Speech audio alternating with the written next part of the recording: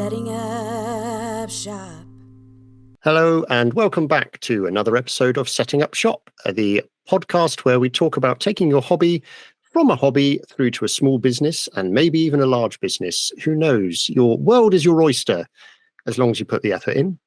I'm your host, Dan. I'm a woodturner from the UK, and with me, as always, are Heidi Jacobs, a potter from America, and Rasmus, a blacksmith from Norway. How are you both? Good. Great. Excellent. How are you? I'm good. Thank you voice. very much. So just a precursor before we carry on with the chat. At least 2 out of the 3 of us here are exceptionally tired and recovering from events we've been to. Many things have happened between recording the last episode and this one, but hopefully it won't feel like it to you guys. Thank you very much for all the feedback so far on season 2. This will be the last episode of season 2. Then we will probably record again in maybe August, maybe early September, and we'll have another season in hopefully in time for the Christmas season again. And we'll come up with some topics. We'll talk to some of our favorite listeners. And when I say favorite, if you don't feel like you're a favorite, it's because you've not told us anything yet. We want feedback, guys. We need you to come and speak to us. We need you to message us, to email us, physically come and tell us what you like, tell us what you don't like, tell us how we can improve things. There's your call to action. There's your call to action. Straight away, we'll get in right at the beginning and then try to remember to replay it again at the end. So as it is the end of the season, we're going to really very loosely kind of cover over what we've each done that ties in nicely with the subjects we've covered this time round. And yeah, it's going to be a bit more free-flowing. There's still structure there, but it'll be very loose. So we hope you enjoy the episode. And we'll start off really with talking about Rasmus, if you don't mind. We'll start with you first. And we'll see whether or not there were any particular things that you feel in the last few weeks that you've done to overcome any barriers, maybe, or if you've done something to diversify a little bit more, you know, or in your case, been able to stop diversifying and focus really hard on doing the things that you might actually need to do to reach your goals. I have no idea what to talk about. 3 buzzwords there. You can pick which one you want to start talking about. I have tried to use social media a bit better. And luckily, well, I say better, I have been very lax about it over the last maybe 6 months or something. Where it's a whole thing of like, you kind of know you're supposed to post something about every single day. Yeah. And it's not the fact of I haven't had anything to post about. It's just I haven't had the headspace of figuring out what to post. But the last week I have been, I think, mostly lucky by having 2 videos do fairly well on TikTok, which is still not a massive thing, but it's like, ooh, it's kind of fun to see like a couple of 10,000 watch a couple of silly videos of you just doing your normal thing. Yeah. But I keep forgetting sort of how my craft as a blacksmith can look to people who might never have seen it before. Because to me it has turned so mundane, but realizing that no, just me setting a rivet can be fascinating to someone as long as I don't utterly cock it up, which of course is always an option. And I did film that segment a couple of times. That can also be fascinating to watch too. Could, but might not necessarily be what I'm trying to show people. Yeah. Yeah. So there's that. And then I have been diversifying more slightly. I did prototype a whole new project just today, and I have been working on a couple of more digital plans that I hope to have like finalized and ready for sale. I mean, in a month, because I have a shit ton to do the next 3 weeks. Yeah. Yeah. I mean, that certainly sounds good, though. I find it's a really good subject to bring up about the whole forgetting that what we do is not is not every day. It's not normal, guys. No one has ever called me normal. That's no. I'm aware of that. I just forget it. I'm just thinking about the fact that there's an awful lot of people who are closet creatives, shall we say, or they're not creative in their hobbies or whatever, and they will happily watch. I mean, blacksmithing's kind of cheating because you've got fire and sparks and and playing with hammers and muscles. Well, I wasn't going to say muscles, because that's why you are my biggest fan. Yeah, that's why Heidi's your biggest fan. Absolutely, yeah, absolutely. I'm all about the John D. Harvey. You've not got enough beard for me, Raz. It's not there. Sorry, I'm working on it. But yeah, it's it feels almost like cheating in a way because it attracts attention, doesn't it? Like the glowing steel, sparks, and things like that always attracts attention. But then similarly, when people are throwing something on a pottery wheel, that whole kind of thing, all of that, it's very. You can see why people will watch it or do it because of relaxing and all of that kind of stuff. So theoretically, people can go, oh, that looks really good. I can release a load of aggression because I'm walloping metal with a hammer. The other one's quite relaxing. Wood turning seems to sit halfway in between the two because if you watch it with the noise on, it's not necessarily the most relaxing thing in the world. It sounds quite aggressive because it is. And that's true sometimes. Yeah. But all three of them, all three of us were like, oh, but they've seen me do this before. How do you know?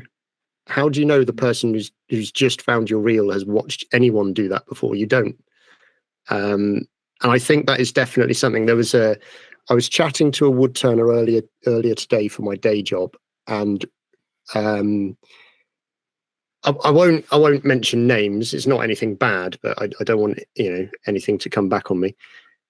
We had this really good conversation that was recorded for work, and he was telling us about the history of what he'd done, and he's been wood turning for a long time, and he was really prolific, really, really interesting.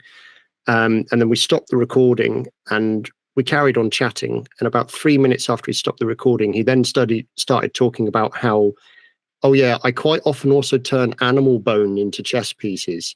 And I was like, whoa, hang on a minute. You didn't mention anything. You didn't mention anything about that. Like that's different. That's different even to wood turners. This isn't like normal. And then he starts talking about, oh yeah, he goes to his local butcher and he gets like cow thigh bone and he treats it in a certain way and he manipulates it. And then he has to cut it down. And even at that size bone, you can't get like whole pieces out of it. So he turns chess pieces out of bone in sections with a hand turned screw thread on them to then screw them together and they match. Huh. And I was like, dude, this is like, but to him, he does it like 2 or 3 days a week. This is just part of his job. So even within the wood turning community, he's just like, oh yeah, isn't that like what everyone does? No, it's not. So it's definitely, I think, good to have either outside other crafters or completely novices come into the workshop or watch your thing and tell you, wow, I've never seen that before, and remind us of like the wonder and the coolness and the difference that we're doing with our things. And obviously, when we work on our own in our own workshops, unless we teach, it's not often that we physically get that. So really, social media is the way that we can remind people, hey, there's cool stuff out here. You can make things. Mm-hmm. You can make things with your hands. You can do it, and you can do it safely, and it's really good. So yeah, that's definitely something that struck home to me with what you just said, Raz. What about yourself, Heidi? Have you any barriers you've overcome or diversification you've thrown in there? You've probably had a lot harder look at your list of goals and been able to see whether you've made progress on there. I would say like the diversification has been really heavy this spring. I was asked to make an urn for a pet, and one of the things that I've shied away from, and I've talked to you about this too previously, is lidded forms. I usually make one teapot a year, right? Because it's Florian Gadsby calls it the last and final boss for pottery. Okay. Yeah. And along with that is like, I think the like semi boss or like the previous boss to the major boss is going to be like just a lidded form, right? Because you have to get your calipers out. You have to figure out like what type of lid you're going to make. Is it going to sit in a flange? Is it like, how is it going to sit in the piece? And then you have to throw very specifically. And I am a sloppy potter. I make things universal in size consistently for batch work. But when it comes to like one-off, larger vessels, it's very, very much more difficult for me to make consistent pieces. And to make a matching lid to go into the vessel, that just adds an additional bit of complexity, and it pushes my abilities in a good way. It pushes me to be better at my craft. And in some ways, like if I'm really having a really busy time in my personal life or in my work life, and then I'm like adding this complexity to something that is, I don't know, a bit transactional in some ways, like making mug after mug after mug after mug. It's therapy. But when I go into it and I'm like, okay, now I'm going to make this thing that I've never made before, or I barely make enough of to really feel like I have muscle memory doing it. Then it's just like maybe not as fun. In some ways it's fun, but in other ways, like there's so much more opportunity for failure. Yeah.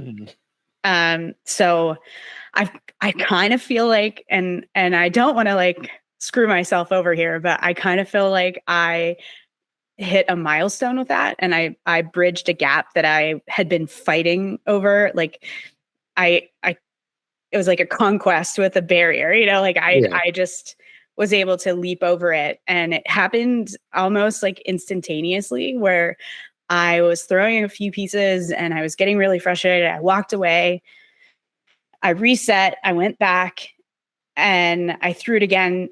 And this time it just fell into place. And then I was able to repeat it like 4 more times. And I added more clay to the wheel, and I was able to repeat that like 4 more times, even larger. So now I'm ready, finally, maker on the move, Sean. I'm finally ready to make my ultimate goal pieces, which are the kitchen canisters that have the cryptids little icons on them. So they're like just enough, beauty, and then like the nerd part's still there with the little Mothman and nice Sasquatch. That's really cool. And Loch Ness.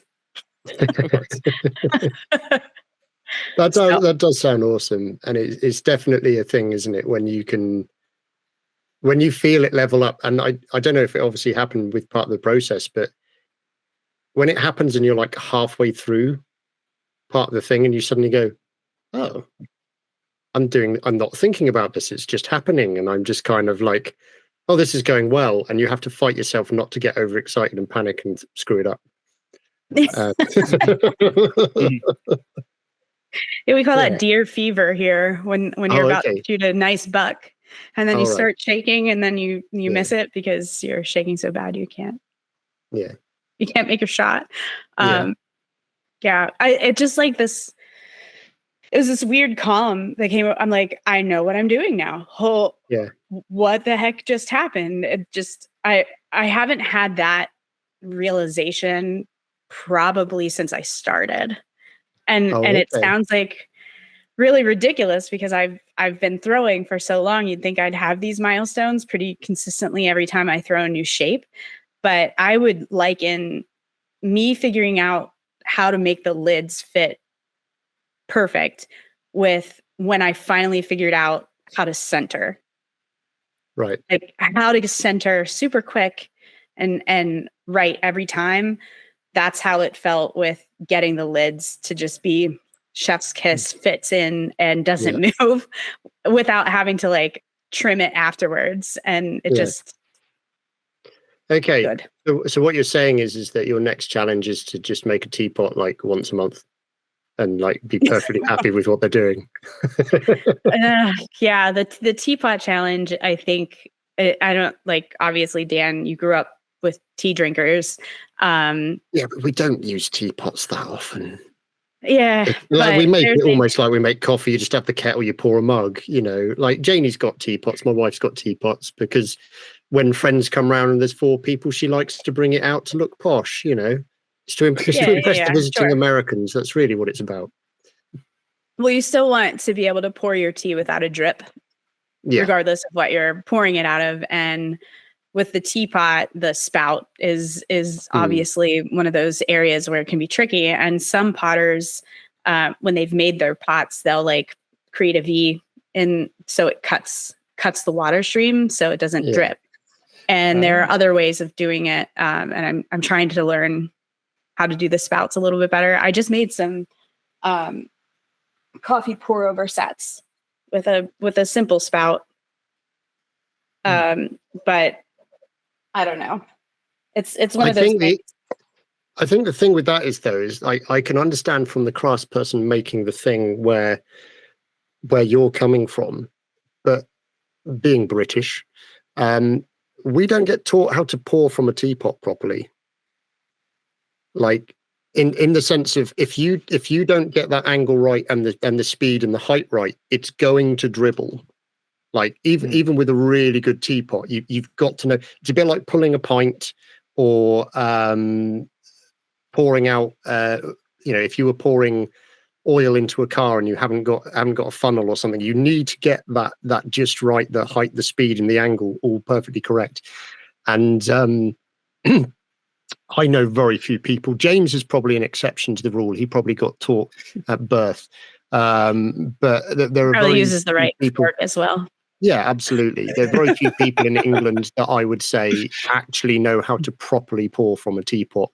The amount of people who don't hold the hand on the lid to stop the lid falling off and all that kind of stuff. I think it's kind of a lost art, lost skill there. So it's definitely interesting hearing it from the creative side when obviously there's this whole process that's gone into the mind of designing of a spout to stop there being a problem, when actually what possibly could have corrected this is education on the user side. So that's a really, my brain's going down a rabbit hole now on the, because until you said we can talk about ergonomics and handles. I mean, that's fluid dynamics and how it affects over a form. Yeah, definitely. A laminar flow compatible teapot. Yeah, sure. Why not? And Red, if you're listening, a leather teapot, I think needs to happen at some point. I'm sure there was one. Complete sidebar now then. So if the sort of, I could understand the teapot being like the thing when you're comfortable making those in pottery, that's the big boss. That's the one where it's like there's a levels of complexity. You've got to put a handle on it, which a lot of people don't like doing, and that's got to support the weight of something that's going to have a lot of fluid in it, and the lid's got to fit, and then the spout's got to pour. There's a lot of things like that. I get that in pottery. That makes absolute sense. I wouldn't say that there's absolutely a similar thing in wood turning. A lot of people would say like a large hollow form, but with a narrow aperture to go in. But I would argue actually that possibly the thing that not many wood turners do anymore would be a complete chess set. So, with fully matched pieces, so the pawns are all exactly the same size and shape, but you're doing them in 2 different colored woods, all that kind of thing. They're exactly, certainly from a spindle turner's perspective, a complete chess set would sound to be like the kind of on a par, because as I mentioned, earlier, if you have to do it, whether you have to screw bits together and all sorts, there's just a lot of skills involved in it. There must be something, Rasmus, that you can think of that many blacksmiths are kind of, it's not necessarily they shy away from it, but it seemed to be something that only the masters would do or perfect or whatever. I mean, my brain's going straight to like a broadsword or something like that, but that's very specifically within bladesmithing as opposed to the generic. Yeah, I was thinking about it, and I mean, there are a lot of things in blacksmithing that we quote unquote just doesn't do anymore, like forging nails or pieces of chain or anchors that used to be a staple of a blacksmith because everybody like you needed a lot of them. But and now you have machines that does it so easily and so quickly, and also at a scale that would be difficult to replicate as a single blacksmith. But something that like only a master quote unquote would do. Maybe something more akin to like to really traditional forged railings and fences, where you are combining a lot of different techniques. You are working plate to form flowers or rosettes or leaves. Then you are somehow managing to forge well that onto rods. You're collecting the rods into bundles and forging those together and having like this really decorative flow work that I think a lot of people have seen, maybe not consciously, but they've seen them, where it's lines that flows and bends and curves, and it needs to be structural and solid and be mounted somewhere. And that's a lot of complexity. I know some blacksmith who still does that to a really high degree, but not many of them go back to that really old like Art Nouveau, Art Deco style at the height of decoration, quote unquote, before electric welding, and even a lot of gas welding was a thing. Yeah, I think I know what you mean. I'm imagining the ones where they've got like the little finial on top that's like the hollow spiral acorn type shape of metal. If you see, do you know what I mean? Where it's a basket twist. Yes, that thing. Yeah. Yeah. I mean, a basket twist is in my view, the basket twist is a modern cliche of blacksmithing. Okay. But honestly, if anyone at home were to have time and Google like Art Nouveau ironwork or Art Deco ironwork, you would see probably a lot of these flourishes that I'm talking about.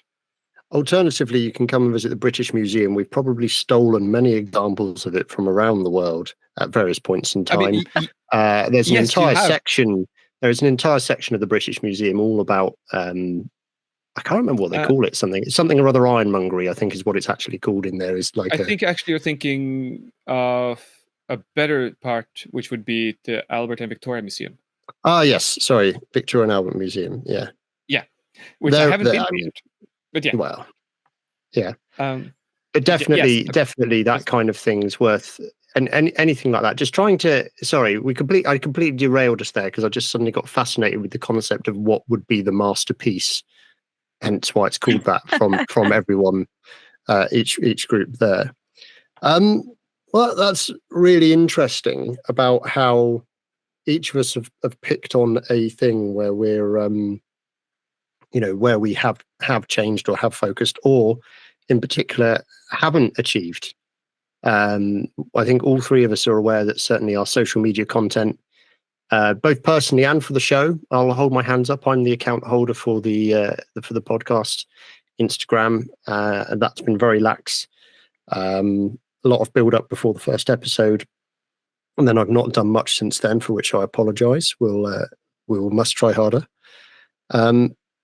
But certainly, I think during this season, there's been, for me, there's not been as much time to play.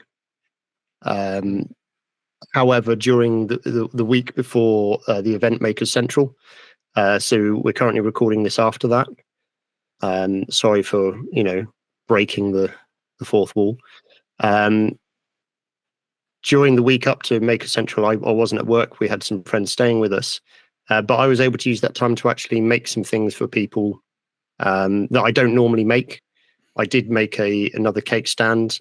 That was one of our friends, and then I was able to make a pair of smaller cake stands for a different friend as a gift, and that was really nice to sort of. It was playing on a theme of a product I already make. And then sort of going, oh, well, actually, if I miniaturize these could work quite nicely as single serving cake stands if you were going to open a cafe or something like that. Yeah. Which worked quite nicely. And then I also made my little 4x2 inch bowl with a little foot on the bottom, this kind of Japanese inspired bowl. I made one in oak for a friend who grinds his own coffee beans before he makes his coffee. And then because he also owns a Bripe, I made exactly the same bowl again in Indian rosewood so that he could have super posh coffee made in there. So yeah, exactly. Pink is out. Yeah, which he thoroughly enjoyed that. And for those of you who heard me, weren't sure if they heard me correctly, I did say a Bripe. That is BRIPE. Look it up, YouTube it. It's entertaining. Particularly go and watch our friend Dr. Malty on the Malt and Make channel, and watch his video take on it. And it's entertaining as always. He's a good person to follow on Instagram because he actually does do regular content, which is always diverse and interesting. Yeah. So, what now? What's the next subject? What are we going to talk about? I've been doing some business maintenance. I've been, as mentioned, I'm pretty sure we mentioned at the beginning of the season, I'm not going to markets this year due to various personal reasons. So I applied to a couple of professional bodies. I have been assessed and achieved a qualification as an approved instructor by the Association of Woodturners of Great Britain, which I think I've mentioned on here already.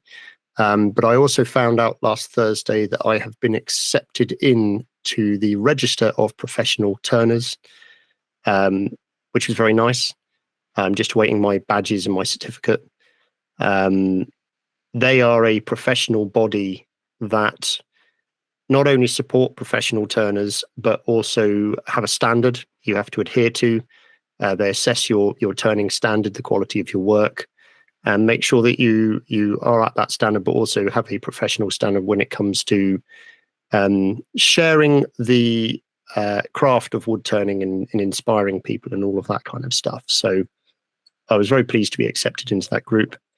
And then almost coincidentally at the same time, because I started to, during the time when I was waiting to see whether I got in or not, I started having people at work coming in and asking about random odd jobs in the day job. And normally they were things where I'd be like, oh no, something that's not what we do. I've ended up getting 2 separate commissions from it for myself. One of them, which is, 2 of which they nothing to do with kitchenware or tableware, which is what I normally turn. One is a guy who wants me to turn some, they are wooden bungs for the end of an antique rifle. So I think they're just to sort of prove that it's not actionable anymore, and there's nothing that could travel through the barrel. But they have to be very specific sizes, and then there's like a stepped drill shape on the inside of them, so they're quite small turnings to do. But I thought they could be quite interesting, and there's low pressure on that job. And then the second one is a replacement ball-shaped finial on the top of someone's summer house. So very different from what I normally turn. And I think definitely the fact that I've applied for these, the professional body and everything has encouraged me to step outside my comfort zone, to be a bit diverse with the kind of things that I do, and accept jobs that I wouldn't normally accept. So it's been good to push the skill set. And it's also led to another random commission that I've just had a quote accepted for, that as soon as they accepted it, I thought I came in too cheap there. But it's going back to what you were saying, Heidi. So I was thinking about, you turn these basic shapes all the time, right? We know that a lot of what we do is basic shapes, but then it's just scale, and scale can be off-putting. And this interior design company contacted me. I initially thought they were a private individual, and all they want, I say, is 2 pedestal bases, which they're going to put some urns onto. And they're going to be painted, so it doesn't have to be pretty wood. And I said, that's fine. What sort of dimensions are we talking? And they said, oh, they're quite small. They are 14.5 inches in diameter by 6 inches tall. Yeah. Yes. I won't try and do the conversion. It's about 405 mil, something like that, by 150 mil. Yeah. So the diameter pretty much maxes out my current lathe. And at that height, I'm going to have to glue 2 pieces of wood together to have anything that's dry enough. But I said, yeah, sure, why not? The pattern's not complicated, because it isn't, and it is just a case of scale. And yeah, I've now got to turn 2 of those that match by the end of this week, because otherwise I'm going on holiday for 2 weeks and I'll miss the deadline. So that's going to be fun, but very much definitely diversifying and changing my remit from telling myself, no, I'm not going to make that because it's not within my my brand. But it's work, and it pushes the boundaries, and it's being paid for. All of which, when you're a business person and you're trying to be a small business owner, are very important to remember. Yeah. So have you guys had time to play during the time that we've been recording these episodes? Not as much as I would like. I tried to put aside enough time that I could like practice making bigger and bigger knives until I was doing swords. And I did some pretty big knives, but I haven't gotten fully out to the sword stage yet.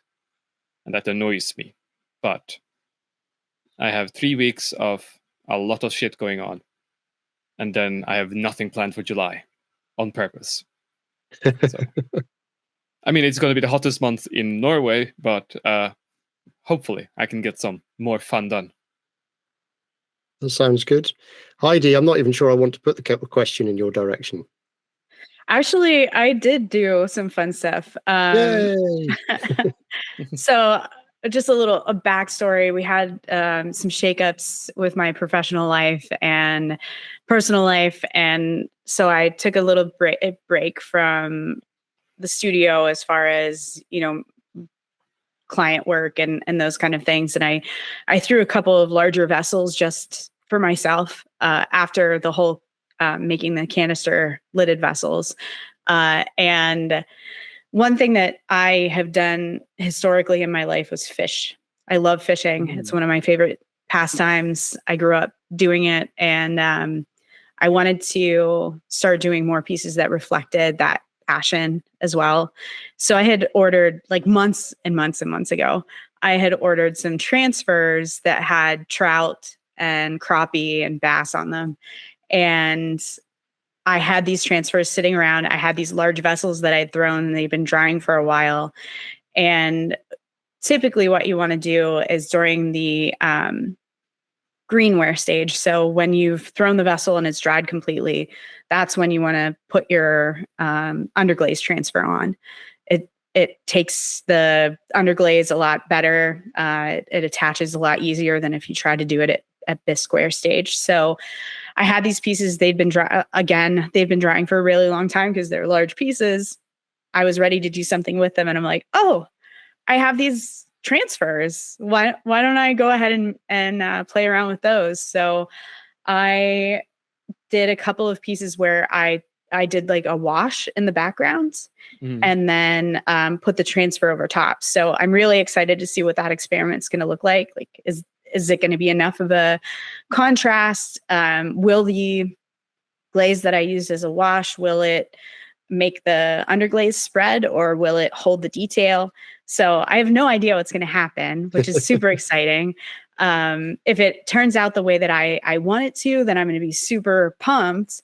If it doesn't turn out the way that I want it to, they're for me, so there's no real loss. But that ended up spurring into someone reaching out to me because they saw what I was working on. They were like, hey, I need some Father's Day gifts. Can you do the dimensional trout like you did the bass for Jesse's dad? Can you do that? Can you do a trout instead? So I get on the little Googs. I'm like, anybody make these these plaster press molds for like any other reason? And I found them. So I ordered one, and it's about 8 inches wide, about 6 inches tall. And it's got all different fish on it, all different species. And they're all maybe like the maximum length of the fish are like maybe 2 inches, 3 inches. So they'll work perfect on a mug. And Nice. they're a little bit smaller than the ones that I did for Jesse's dad, the bass mug that I made him, Whitney. But I'm super, I got to play, but then it turned into like an opportunity to take what I love about fishing and move it forward in my business a little bit more, and got me really excited about that path. That's excellent. It's when it gets you excited again is always great, isn't it? And that's not to say that there will always be times where you get to a point where you're just not feeling it in the workshop. But when someone can spark off that piece of imagination and get the creative sort of brain going again, it's particularly when it's unintentional, and you suddenly find yourself halfway down a thing and you're excited again, and it's like, oh wow, this is different. Oh, how is this going to work? And how do I solve this problem? It's always a really cool thing, which is why it's always important to talk to your customers. It's always important to not just say, what do you want? And then the question, you know, you like have the conversation around, find a bit more about their life, because you never know if, like, you know, if they suddenly go, hey, you know, particularly in the States, I would imagine, you know, Father's Day or Mother's Day are coming up. Have you ever done anything that's to do with X? And you might not have done, but because they've asked, you realize, well, there's probably a customer base for this at this time of year. Maybe that is something you can do. And particularly when it ties into a personal passion like that, it has done for you, that it's always cool when it can combine the two together. We've got a relatively new member of staff at work, and I discovered a couple of weeks ago that she studied music at not quite the level that I think you necessarily got to, Heidi, but she's pretty prolific on any stringed instrument to do in the folk music world. And she came in a couple of weeks ago and she said, oh, I was a little bit sad because this instrument I made has broken. And when she described it showed it to me, I was like, oh, okay, that's really cool. And it's kind of like can't remember what nationality it is, but it's some sort of harp. But I was able to have the conversation with her about the reason why it had broken, because the type of wood she'd used didn't have the flexibility in it. So when it was under tension, and then she'd left it in her car, and we'd had a couple of days of extreme heat and extreme cold. So the metal strings had expanded and contracted faster than normal. And so it cracked the wood. But straight away, my brain's now going to, oh, right, catalogue of woods that would be suitable to make a replacement or making an instrument. And it coincided where on TikTok I was actually seeing some Norwegian or Viking harps, I think they were trying to call them, but you know, I'm pretty sure they were Scandinavian or Norwegian types of harp that look super simple, but also really cool and have a really great sound to them. And then I was like, oh, maybe I should digress completely away from what I want to do and making things as a business, and just have a play and make a simple instrument that looks like it could be made in a day.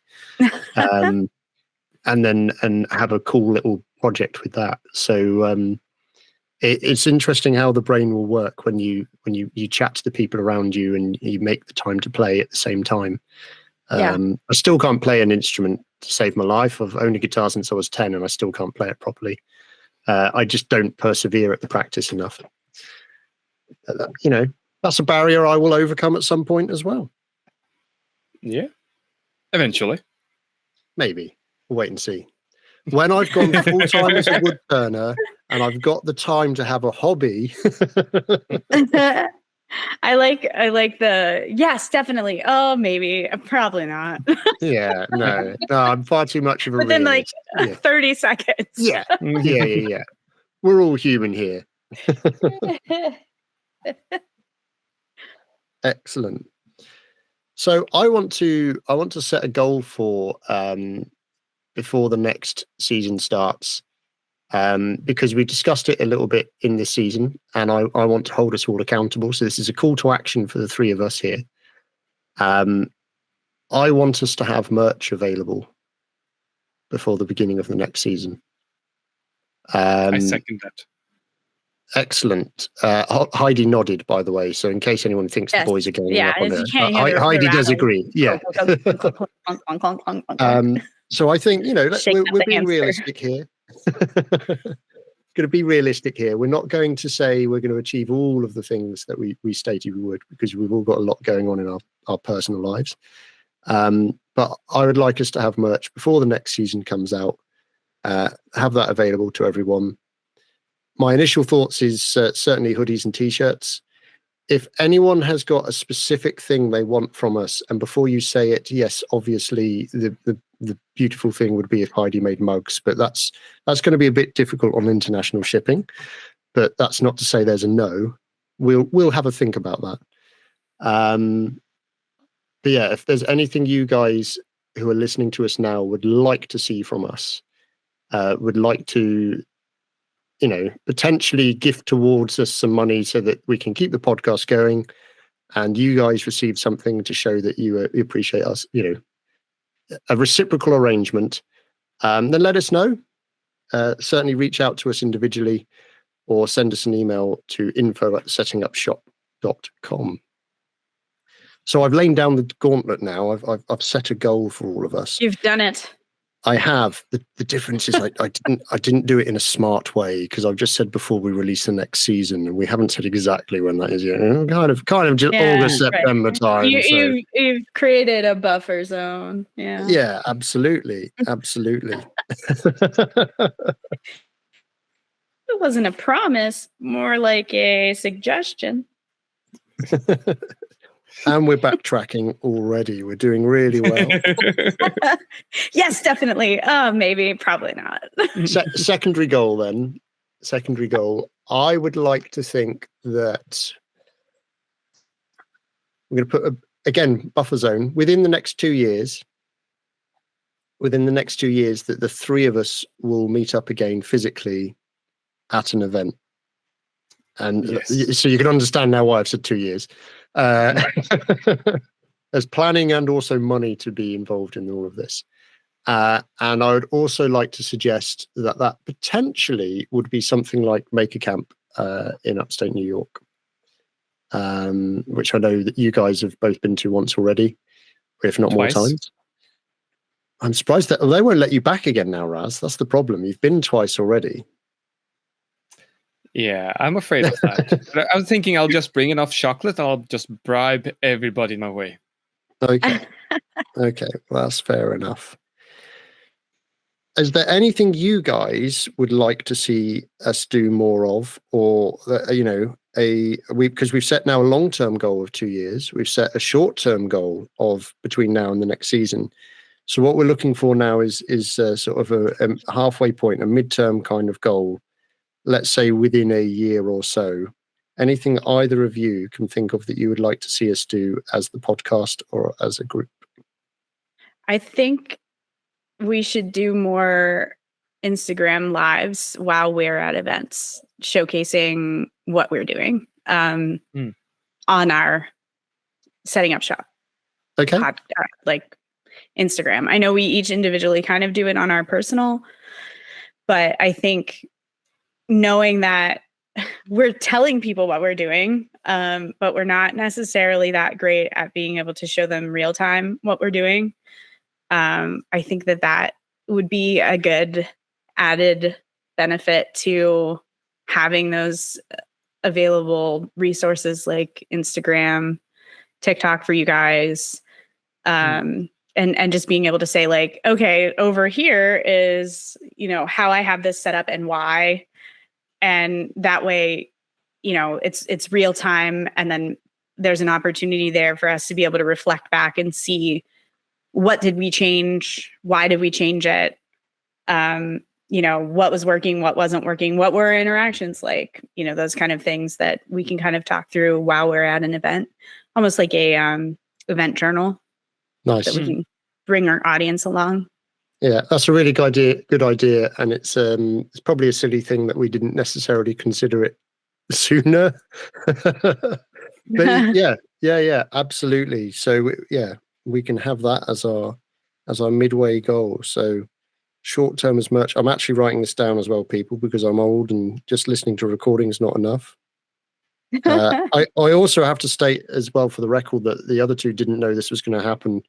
and I've sprung it on them now. So we're getting that kind of the raw, primal, evocative time of things happening. Can you tell I'm tired and I'm just kind of like spouting off now, which is possibly bad. So No, we can't tell at all. That's absolutely fine. Well, you could always fill the dead space for a bit if you like there, Raz. That's what I thought. Now we're just getting slap happy.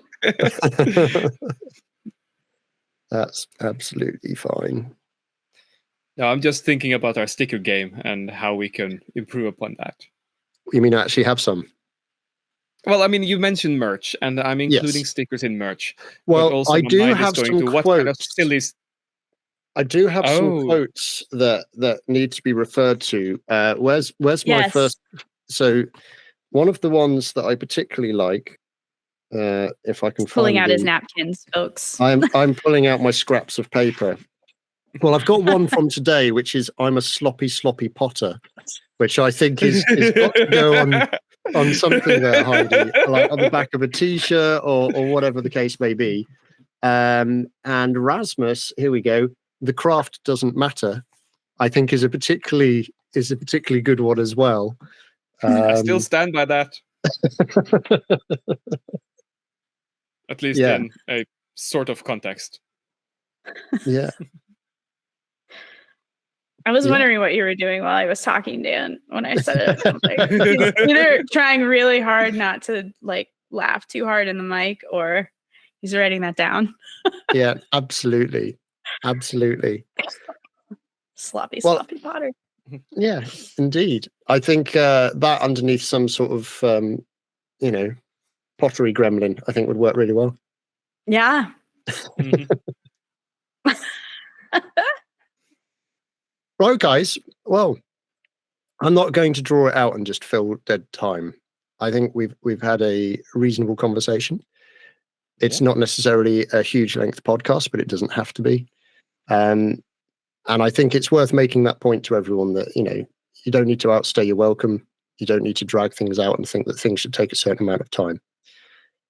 So unless there's anything else either of you particularly want to cover in our conversation today, Should we state some goals that we're working towards now, or is that too scary?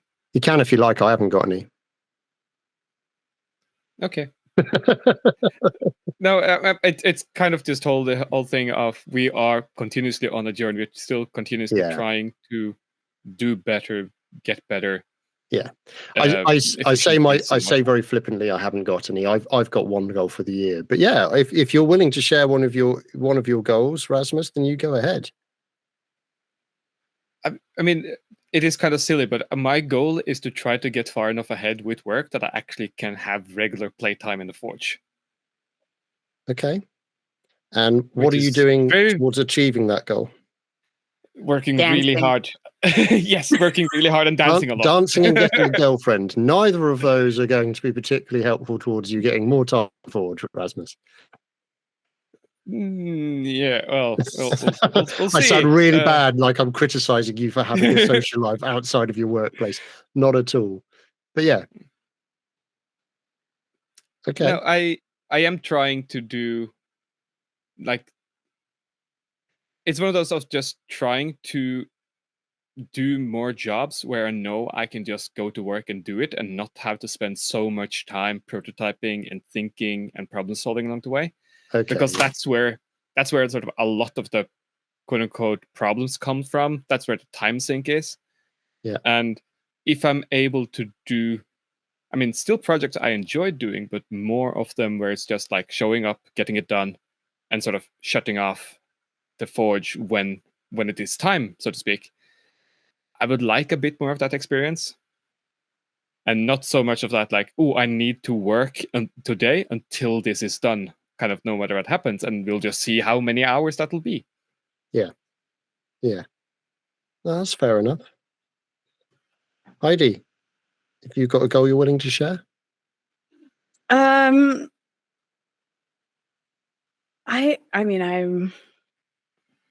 don't know. I feel like my biggest thing is just tackling everything that I have going on right now.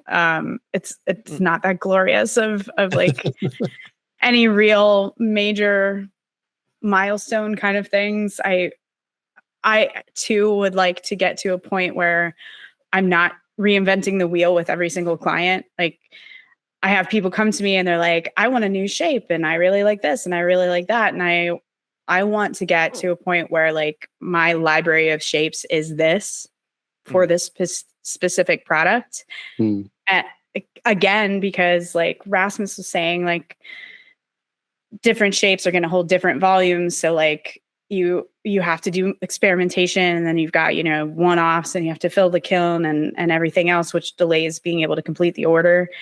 I need to just be like, okay, here are your shape options, instead of every single time someone brings something to me, getting this light bulb and going, ooh, I get to create a brand new shape for this. And like, I don't have to create a brand new shape, like reining myself in a bit. I have a huge library of shapes. I don't need to create a new one every single outing. I know historically that's been one of the play parts of the whole thing. But realistically, it inhibits me being able to complete a job in a faster timeline. So I need to rein myself in a little bit there. Okay. So I kind of have two separate goals. One of them is certainly this year, and I've been very behind in it, is to just do a lot of turning of the basic shapes that I'm comfortable with. So the forms and the vessels that I've kind of come along and said, right, those are my staples now. Turn a lot more of them, keep the muscle memory there, improve it so that I can turn faster but maintain standard. That's definitely one of them. Difficult to persuade yourself to do it when there isn't a deadline and it's really nice weather outside for the 3 days of the year that it is in the UK. But the other thing that is it a goal? I need to make a decision, or I've told myself I need to make a decision that I might change the name/brand of my business. Okay. Partly to make it more visible for search engine optimization, and partly to make it a lot more obvious to people where I am and what I do. So Bevel was a great name if I was a household name that was already known by interior designers or high-end restaurants and things like that, who understand, oh, that's a slick small name, that's great.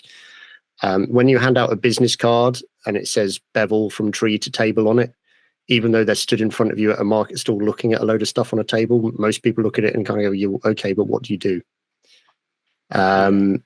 So I'm currently, I've got a name bouncing around in the head, which I'm not going to share on here just yet. Oh no, teaser, maybe next season, possibly. You'll have to listen to find out. I've got a name possibly, so I might do a rebranding thing, and it might be that Bevel just becomes like the kitchenware range or something like that, or I lose the name completely, you know, and I just kind of change it somewhere else. But more on that on another time. But those are my two kind of goals at the moment: is improve the skill set, but maintaining or improving the standard as well, settling on what could be the future sort of development of me and as the business and what I'm comfortable doing.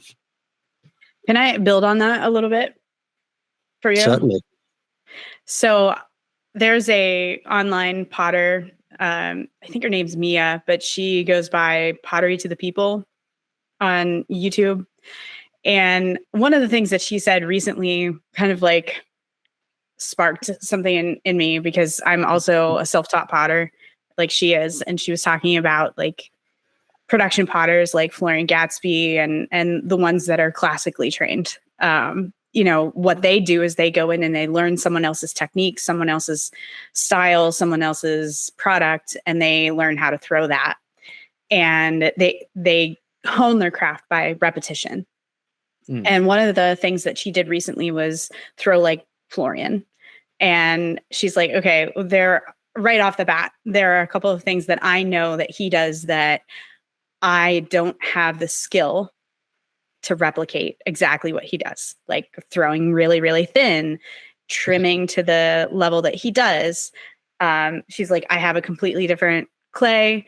I have a completely different glaze available, and I don't fire in the same way that he does, but I'm going to try and mimic his work. And by doing that exercise, she kind of pushed the envelope with what her skill level was just in that little bit of exercise. And I think it would be great for you to kind of look at some of those quote unquote masters that you kind of, your mouth waters when you see what they're doing, or how are they doing that? And maybe challenge yourself to try and do that. Like pick a couple of different techniques or a couple of different people that you are really impressed by and try to replicate or mimic their technique or mimic their style. And I'm going to do that myself too, because again, like I'm self-taught, she's self-taught. I saw that this was like a really great opportunity for her to kind of test her craft.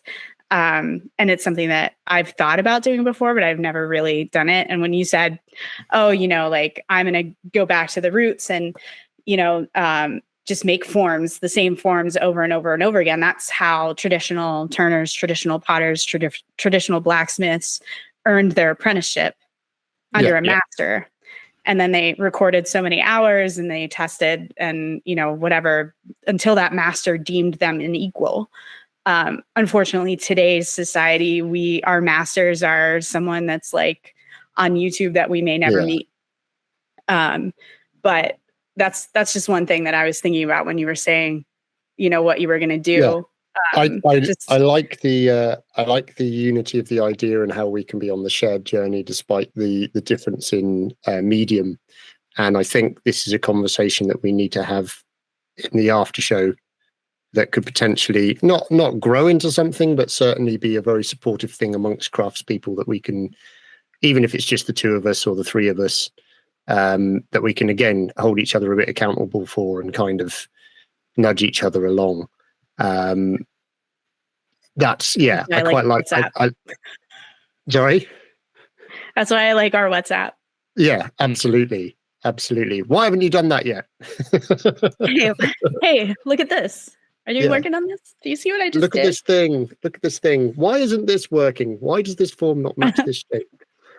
And to the audience, what's funny is that I did that with Dan on the lidded vessels that I was working on, because Dan and I had talked about this like 2 years ago, lidded vessels, and he turned me on to this book of wood turned lidded vessels to get an idea of like different shapes. And he also did this challenge that was what did you call it? The proper knob challenge? The proper knob challenge. So I've got a whole I've still got them. I've got like 2 or 3 boxes of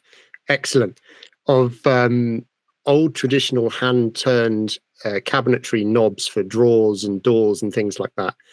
And so what I did when a bunch of guys and girls, including Heidi, were visiting for a Maker Central a number of years ago, they each got to pick one out of this box, like whichever design they particularly liked. And then the idea was that they then recreated that in some form and used it for a thing. So Heidi, as she just showed us on the screen there, she threw one as part of the knob for the lid for a lidded vessel. And it's just a little thing, isn't it? It's just that little poke from a creative friend to go, hey, I know I'm laying down the gauntlet of this. Here's this small level of parameters. Now go run and play and see what you can do with it. Yeah. And in our pre-show, we were talking a little bit about, what kind of tools are out there that can be prompts for you. And it's currently May, not to, again, break the fourth wall, as Dan said before, but PL Smith puts on a May for Makers where they give prompts for social media. And I think some of the biggest things that, when you're starting to dry up with ideas for yourself and everything, seeking out those kind of prompts is really helpful. And I think, the three of us can do a good job of, keeping each other in check and keeping each other inspired. Yeah, absolutely. Maybe we need to create something for our listeners that might help them a little bit, or maybe just for ourselves, and then just share it with them, and it's up to them whether they want to have a play with it or not. Yeah. Maybe. More call to action. Yes. Lots of possible calls to action. Lots of probably not. Lots of backing away from it already. This is a very decisive episode. Excellent. Well, I hope everyone has enjoyed listening to us today. I'm sure this was still as entertaining as ever. Bit more laid back possibly than some of our other episodes, but that's absolutely fine. Should you wish to contact any of us about any of the things we've spoken in any of the seasons, or in particular today, you can reach us via info@settingupshop.com. That's on the email. You can send us messages at setting_up_shop SHOPPE on Instagram. Give us a little follow there. That would be great, and we will do better at posting on there. Or you can reach myself individually at Bevelwood UK is Instagram. That's probably the easiest thing. Rasmus is Loen Smed, SMED, or is it not? No, it's at Rasmus Loen. One of them, some Norwegian gibberish with an at the front. I can never remember. Rasmus Loen at Rasmus Loen on it is all the at socials. Rasmus Loen. Yeah, and Loensme is the website. There we go. See, I got the right things, just not necessarily in the right order. And he's still balancing a hammer on his nose on his Instagram picture. Right, I was supposed to update that.